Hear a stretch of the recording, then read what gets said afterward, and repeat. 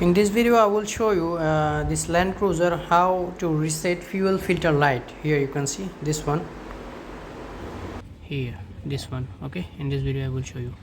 First of all, ignition on. Okay, and then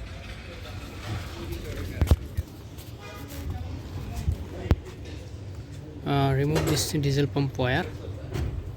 Here remove this.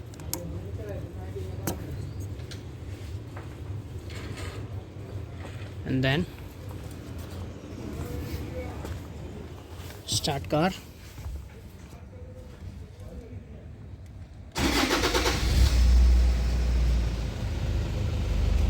Wait 10 seconds.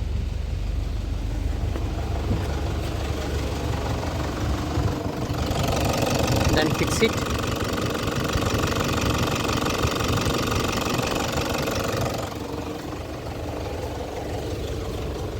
Now here you can see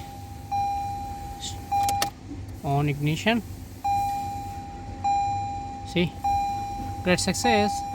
Now there is no diesel filter light.